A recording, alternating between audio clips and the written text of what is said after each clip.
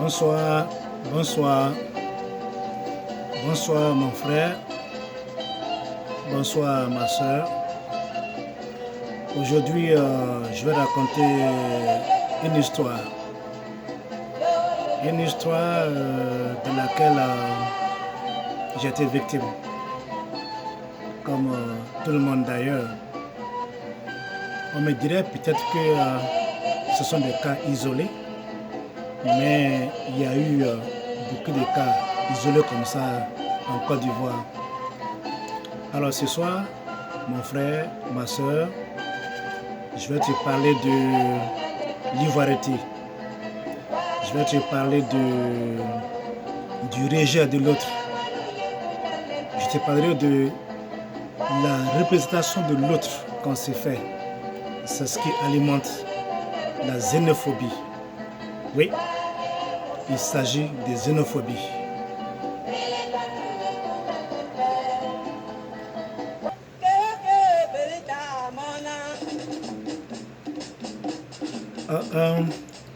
J'étais au CEG de Dabou. À l'époque, les élèves qui travaillaient bien avaient droit à une bourse de 12 000 francs qu'on leur payait chaque 3 mois. Et pour avoir ces 12 000, il fallait constituer un dossier. La naissance du père, de la mère, nationalité du père, de l'élève, de tout ce qu'il faut pour un dossier pour avoir cette bourse de 12 000. Et j'ai un ami et frère, on partait pour récupérer cette bourse-là à l'économie. À l'époque, au CG, l'économe s'appelait M. Tia.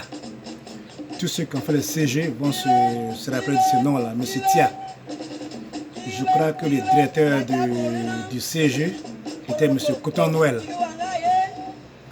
Donc, on va au bureau de l'économe, il nous reçoit, il demande quel est votre nom. Alors, mon ami donne son nom, il dit je m'appelle Cissé quelque chose. Alors, l'économe M. Tia qui dit Cissé, mais Cissé, toi, tu n'es pas ivoirien, donc tu n'auras pas la bourse. Mais il a pris le temps de fouiller dans le dossier du jeune homme et il a vu, c'était en plus du nom du père, il y avait aussi le nom de la mère qui était à consonance à Caen. Il dit, ah tiens, au moins ta mère te donne des chances pour avoir la bourse. Ce qui veut dire que M. Tia éliminait des gens comme ça et certainement empochait leurs bourses. Il faisait donc des frustrés. On était déjà très petits à l'époque. Ça c'était lié à mon ami. Et maintenant, lorsque nous sommes arrivés au lycée, on arrive en terminale. À l'époque, c'était M. Albert Balessac qui était proviseur du lycée de Dabou. Pour tous ceux qui connaissent Dabou, à l'époque, on appelait le lycée moderne 1 de Dabou la colonne verte. Tu bosses ou tu descends. Alors, on était lycéen. En terminale, le proviseur, M. Balessac, lui-même, il passe dans les classes et il nous dit pour aller au bac, pour présenter le bac, il nous faut des cartes d'identité nationale sans lesquelles on ne pourrait pas présenter le bac. Alors, tous les élèves des terminales qui étaient dans mon cas, qui n'avaient pas une carte d'identité nationale à l'époque, on avait des cartes scolaires, alors on est tous allés au commissariat de Dabou pour aller nous faire établir une carte d'identité nationale afin de présenter le bac. Alors, on arrive au commissariat de Dabou. Vous savez, le commissariat de Dabou, il est juste à côté de la voie principale qui traverse Dabou, toute la ville de Dabou. Et non loin du commissariat se trouve la cour des artistes net sous le Ahmed Faras, ceux qui connaissent Dabou. Alors, il y avait des centaines de lycéens donc, au commissariat ces jours-là. Et le commissaire, ayant remarqué un attroupement inhabituel devant le commissariat, nous a tous fait entrer dans son bureau.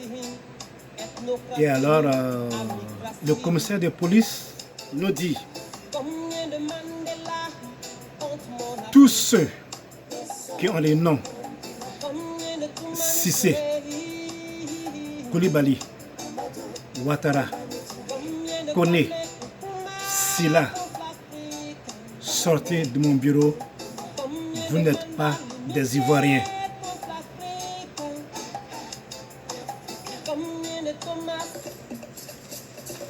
Donc, le commissaire dit: tous les noms à consonance nordique, Cissé, Koné, Koulibaly, Silla, Ouattara, Doucouré, n'étaient pas des Ivoiriens. Donc nous, en tant que jeunes, moi en tant que jeune lycéen, j'étais désemparé. J'ai fait, depuis l'école primaire jusqu'au collège, lycée. Aujourd'hui, je dois partir au bac et une autorité me dit que je ne suis pas ivoirien, je ne sais plus où aller. Heureusement qu'on a un ami qui nous a montré une sous-préfecture à Songon Kassamblé. Donc nous, tous les nordistes, ont été obligés de quitter Dabou pour aller faire établir les cartes d'identité nationale à Songon Agban. Songon Agban pour pouvoir présenter le bac. Une situation très frustrante pour moi à l'époque. Très frustrante.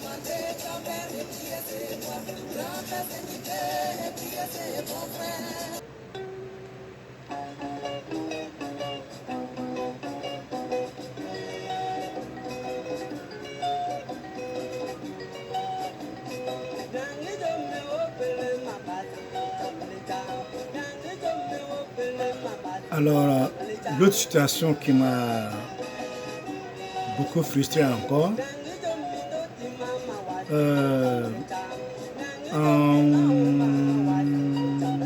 en 2000, lorsque le général Guéhi était aux affaires, alors je partais comme ça à des funérailles à Yamoussoukro. Alors je monte dans un bus, arrivé au corridor, la gendarmerie nous arrête et on commençait à faire la fouille, contrôle des pièces. Arrivé à mon niveau, le gendarme prend ma carte d'identité ivoirienne et il la garde par devers lui, en prenant la carte de séjour des étrangers et aussi d'autres cartes d'identité de certains citoyens ivoiriens. Après, ils finissent, alors ils descendent et ils nous disent: tous ceux qui ont les pièces ici, venez dans la cabane. Je descends du car, je vais à la cabane. Ils ont fait une queue comme ça. Ils ont disposé les cartes de séjour à droite, les cartes d'identité à gauche. Lorsque vous approchez, on vous demande: monsieur, c'est quoi? Quand vous dites carte de séjour, vous devez payer 3 000. Quand tu as une carte d'identité, vous devez payer 1 500. Alors j'arrive, on dit: quel nom? Je dis: je m'appelle Koné Mamadou. Il faut dans les cartes d'identité, il sort la carte, il me dit: oui monsieur, payez 1 500. Je dis: mais pourquoi est-ce que je dois payer 1 500? Alors le jeune homme me dit: oh monsieur, quittez là-bas. Vous n'êtes pas des Ivoiriens, vous les connaissez, les Ouattara, là, les Koulibaly, les Silla, là, vous n'êtes pas des Ivoiriens. Vous venez soit du Mali, soit du Burkina Faso, vous venez de la Guinée. Si vous ne payez pas les 1500, vous n'irez pas dans ce cas.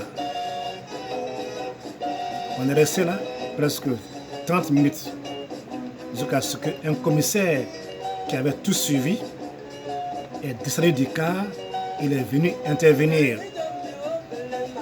Et c'est là que le commissaire était choqué. Il a dit: ah bon, donc ce que ce monsieur a dit, c'est la vérité alors. À l'époque, il y avait un certain journaliste, un certain Koulibaly Suleiman, Il est devenu après Soro Solo. Donc ce que Soro Solo dit le matin à 6h30 dans ses émissions, c'est la vérité. Des Ivoiriens à qui on arrache la pièce et on dit qu'il est étranger. C'est incroyable ça. Ça aussi, j'étais victime de ça.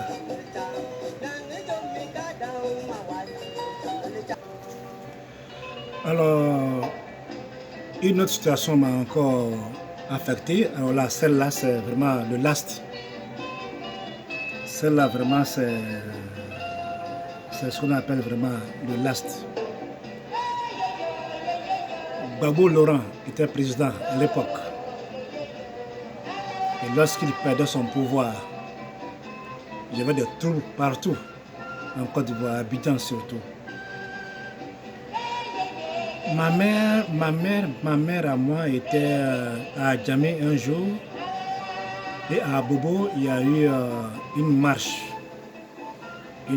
qui avait été réprimée, où il y a eu, je crois, 9 morts ou 11 femmes qui sont mortes.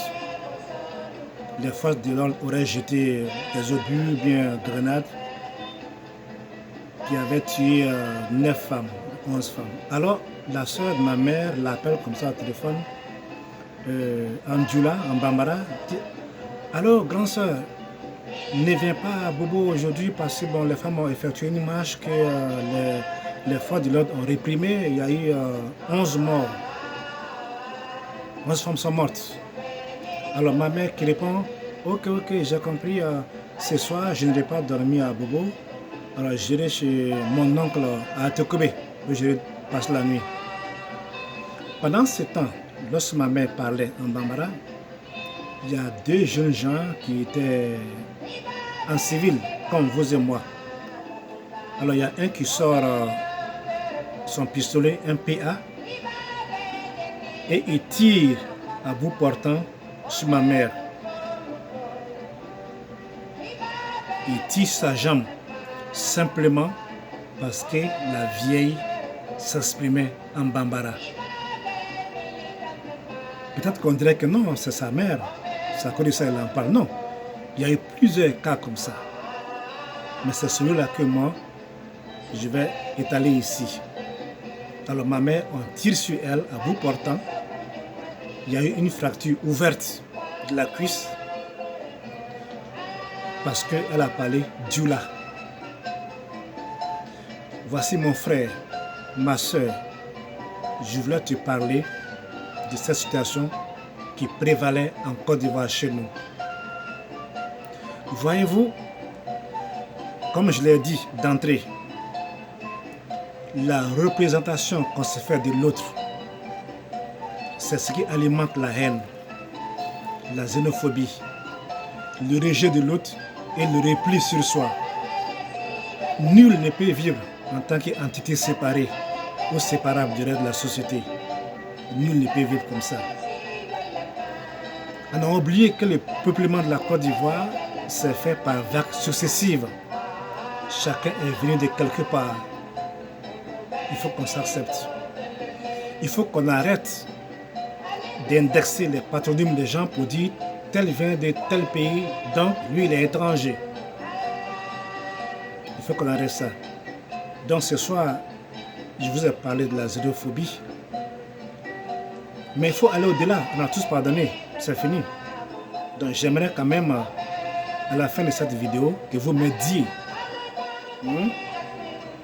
avec des suggestions, des conseils, que faut-il faire vraiment pour éradiquer la xénophobie en Côte d'Ivoire? Que faut-il faire pour mettre fin à toutes ces représentations, à toute cette injustice envoyée par nos leaders politiques pour des fins électoralistes? Réfléchissez, réfléchissons à ça. Faites-moi des suggestions, des conseils si vous voulez, pour qu'ensemble, on construise la Côte d'Ivoire nouvelle. Je vous remercie.